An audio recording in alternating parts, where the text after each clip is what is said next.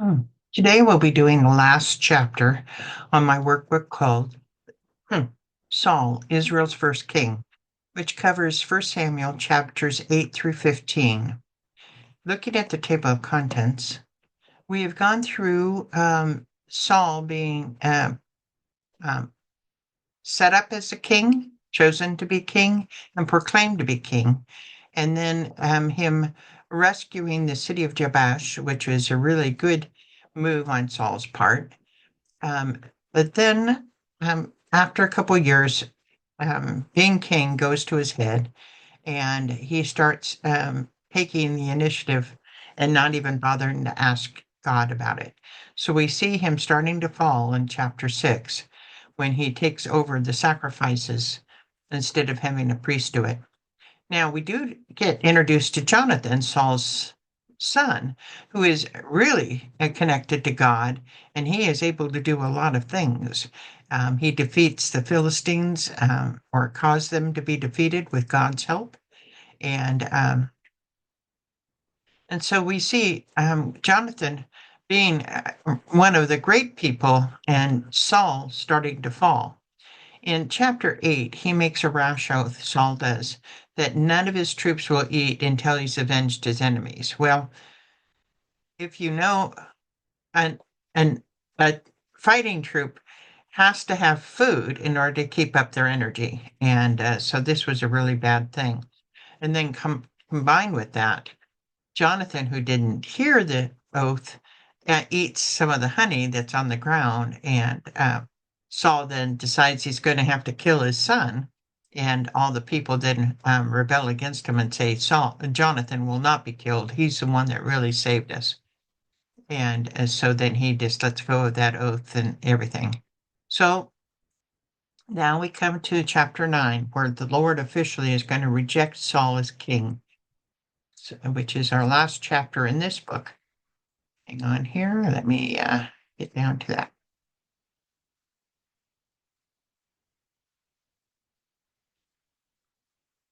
The Lord rejects Saul as king. 1 Samuel 14:47 through 15:35. After Saul had assumed rule over Israel, he fought against their enemies on every side: Moab, the Ammonites, Edom, the king of Zobah, and the Philistines. Wherever he turned, he inflicted punishment on them. He fought valiantly and defeated the Amalekites, delivering Israel from the hands of those who had plundered them. All the days of Saul there was bitter war with the Philistines, and whenever Saul saw a mighty or brave man, he took him into service. So let's see if we can find some of these places. Moab. So we have Moab. Move this over a little bit and shape no fill. Okay, and then we have Ammon. Ammon. Then we have Edom. Edom. Then we have the Philistines.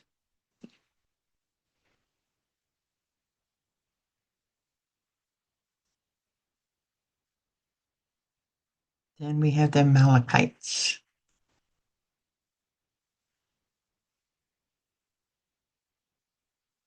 Zobah is not on the map, but it's north of Gilead. Write it on the map. So Gilead. Gilead.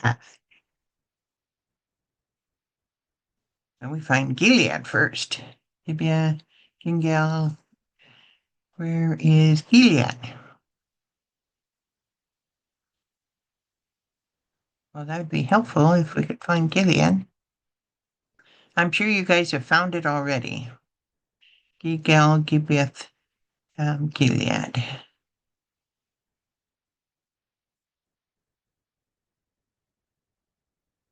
Hmm. Darth, Akron, Ebenezer. Oh, I see. It's an area, not a town. Okay. So Soba is north of that. So we're going to is that it? We're going to insert text. So this will be Soba. Okay. What did Saul do to every brave man he found? He listed him into service. Saul's sons were Jonathan, Ishvi, and Malchishua. The name of his older daughter was Merab, and the name of the younger was Michael. His wife's name was Ananim, and Ahinoam, daughter of Ahimaaz. The name of the commander of Saul's army was Abner, son of Ner. Ner was Saul's uncle. Saul's father Kish and Abner's father Ner were sons of Abel. So, let's see if we can figure all this out. So, Saul's father is Kish. Let's see if we can work this out here. How do we work this out?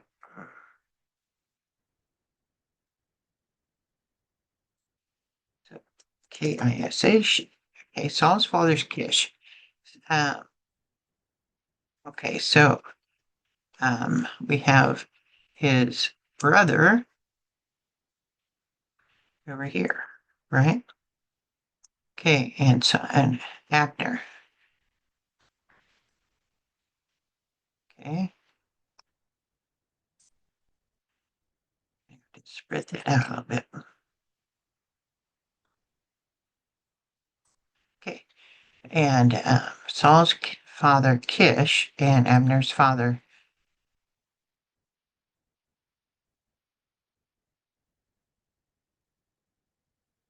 Hold on, maybe I got this wrong already. The name of Saul's father was Abner. Okay, so there was uncle. Okay, so maybe this isn't it. Maybe this goes over here. Maybe see.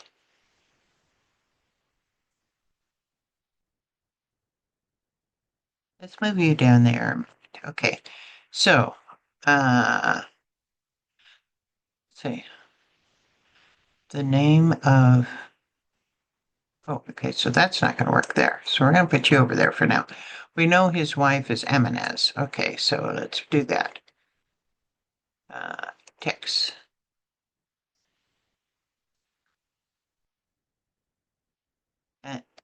Aninoam. Okay, so we know that. So, daughter of Amahaz. Okay, so we know that there. Insert here. Oops, stop that. Don't move. Okay, insert text here. Okay, and it's Ahimaz. Okay, so those two we know. Okay. The one. Okay. Sons were Jonathan. Okay, so let's go. We have his oldest daughter was Merab, so we're going to put her there. Insert text box. We have Merab here.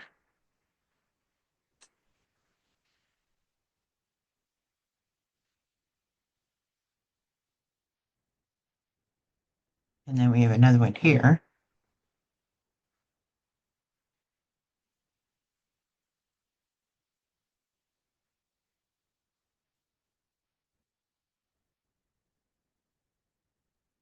Okay, so sons were Jonathan, Ishvi, and Melishua.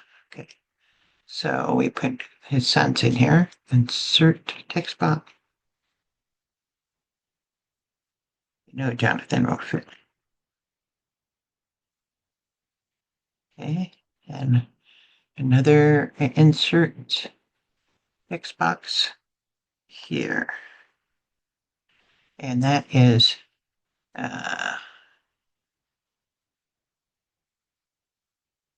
Ishvi. And then we have insert text box here. Okay. Okay. Shua. Okay, so now Kish's. Okay, we got that. We got that. It was Abner's son of Ner. Ner was Okay, so Ner, Saul's uncle. Okay, so we know that. Insert text box, Ner. And then Abner. Here we go. Abner's over here. Yeah. Abel. Okay, so now we got it. Abel.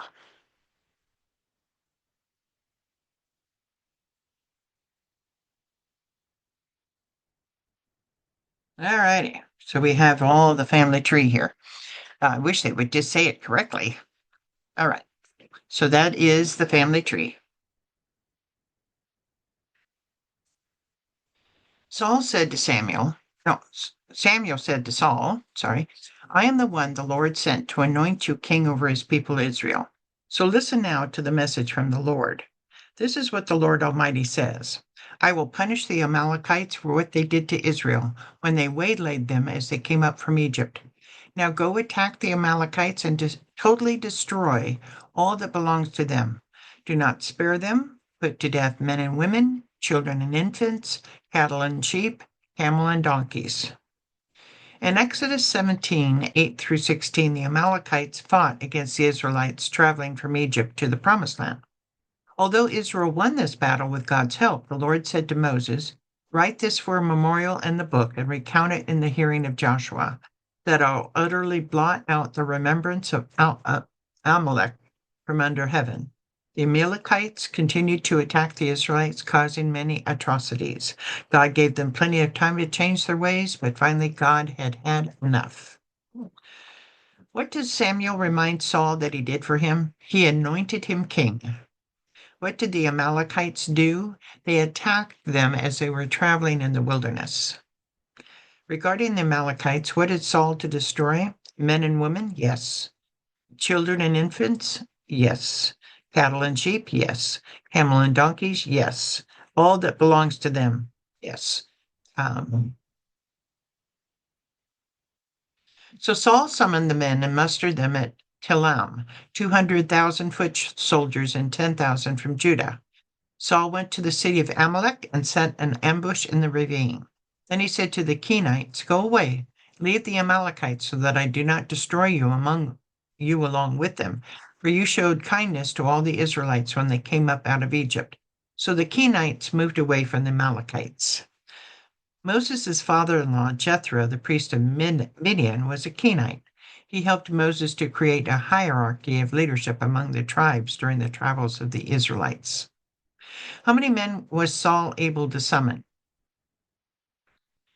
200,000 foot soldiers and 10,000 from Judah. Where did Saul set up an ambush in a ravine near the city of Amalek? What did Saul tell the Kenites to do? To go away from the Amalekites so you won't get killed. Why is Saul trying to protect the Kenites from destruction? Because they helped the Israelites. Did the Kenites move away from the Amalekites? Yes, indeed they did. Then Saul attacked the Amalekites all the way from Havilah to Shur, near the eastern border of Egypt. He took Agag, king of the Amalekites, alive, and all his people he destroyed with the sword. But Saul and the army spared Agag and the best of the sheep and cattle, the fat calves and lambs, and everything that was good. These they were unwilling to destroy completely, but everything that was despised and weak they totally destroyed. Where are the towns of Havilah and Shur? Unknown. The eastern border of Egypt varied in history. At times, Egypt included all of the Sinai Peninsula. Perhaps the best idea of the area from Havilah to Shur is the very bottom edge of the map on page 108. Okay, we saw that. Who did Saul take alive? Agag, the king of the Amalekites. Was Saul supposed to take him alive? No. What else did Saul and his army spare? The best of the sheep and cattle and the fat calves and lambs. Was Saul supposed to spare these animals? No, he wasn't. What was the deciding point as to what was killed and what was spared regarding the animals? Everything that was good they did not destroy, but everything that was weak and despised they destroyed. Then the word of the Lord came to Samuel. I regret that I made Saul king because he has turned away from me and has not carried out my instructions. Samuel was angry and he cried out to the Lord all that night. Based on the scripture, how do we know that Samuel is not with Saul?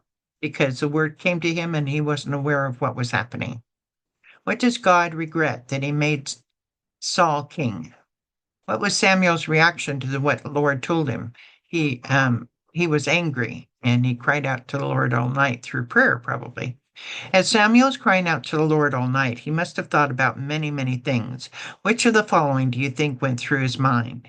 A, despite my advice, the Israelites wanted a king. Yes, that's maybe one of the things he was thinking. What am I going to eat in the morning? No, he probably wasn't worried about that. King Saul offered sacrifices instead of waiting for me to come to Gilgal. That is true. He's probably thinking that. God already has another man in mind to be king. That is something also Samuel knows, although he doesn't know who it is. Is it going to rain soon? He probably is not worried about that. King Saul thinking the winning of the battles all do his work and not God's work. And that is true. King Saul was starting to become quite conceited. King Saul had disobeyed the Lord's commands. That is true. King Saul made rash decisions. That is true. What clothes should I wear tomorrow? I don't think Samuel is worried about that. King Saul has fought many enemies of the Israelites. That is true. What's going to happen to Israel? He's probably also worried about that as well. Early in the morning, Samuel got up and went to meet Saul, but he was told, Saul has gone to Carmel, and there he has set up a monument in his own honor and has turned and gone down to Gilgal. When Samuel reached him, Saul said, The Lord bless you. I have carried out the Lord's instructions. Mount Carmel is on the coast near Comus. Circle Mount Carmel. Okay.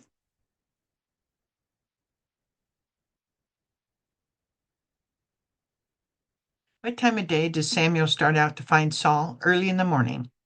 What did Saul create on Mount Carmel? A monument in his own honor. Find Gilgal. Circle Gilgal and make a line from Mount Carmel to Gilgal. Okay, Gilgal. Gilgal.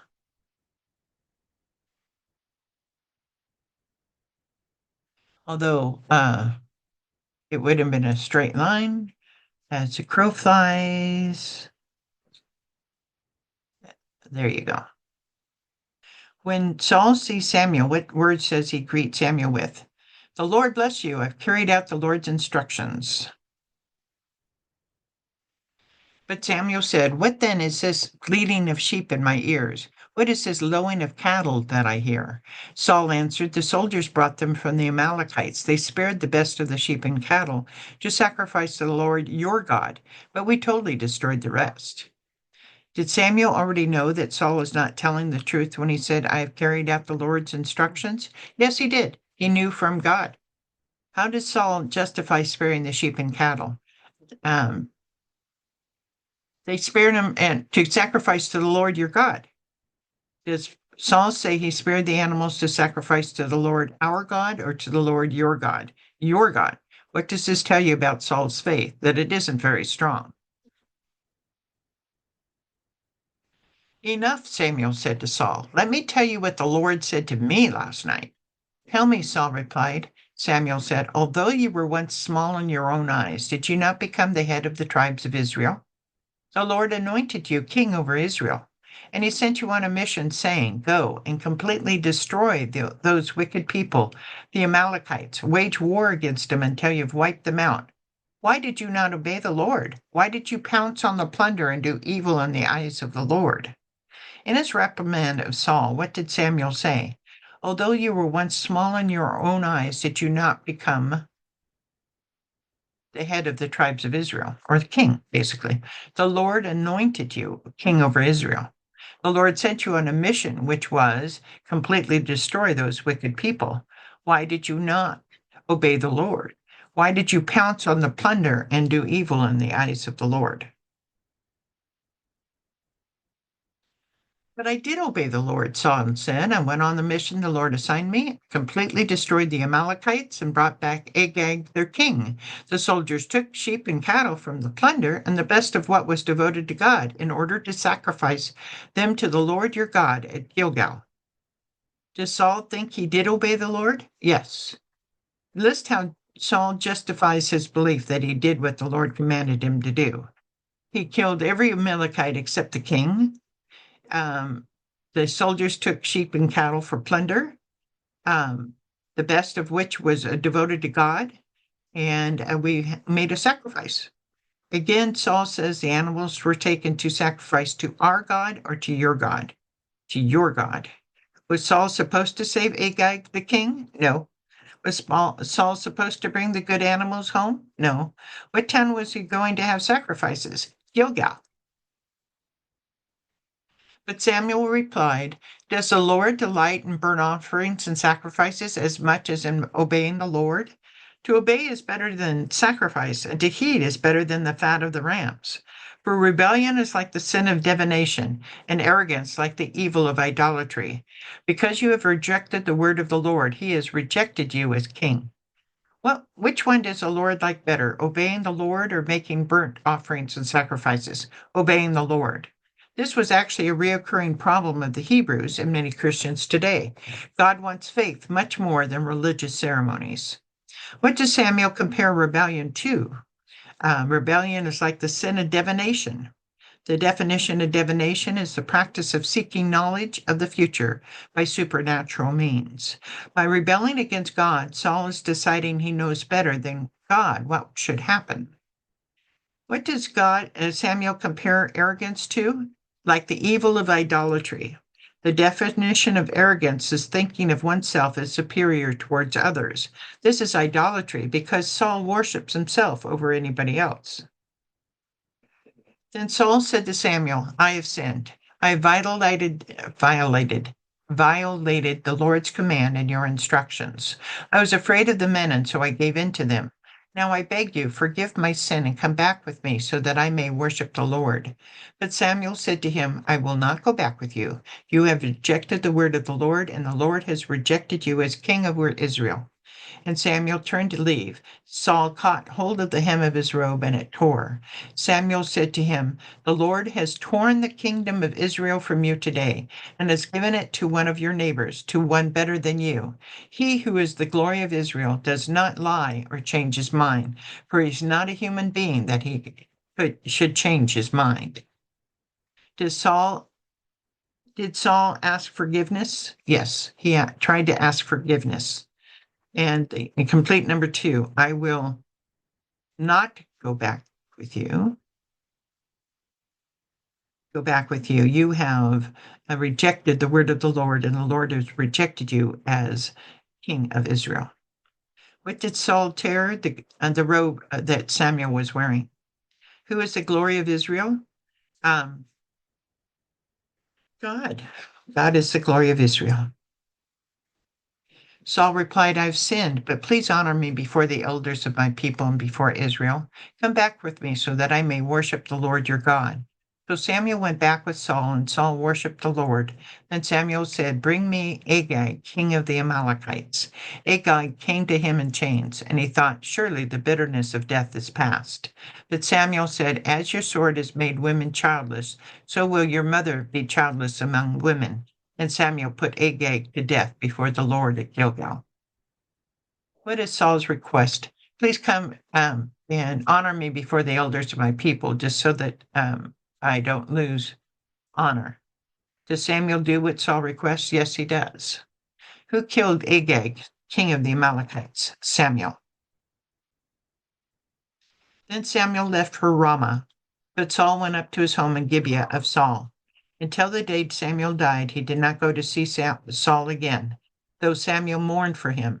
The Lord regretted that he had made Saul king over Israel. And that's the end of my book on the king of Saul. And I believe you should be able to find the continuation of Samuel on my YouTube channel or shortly thereof. So have a good day.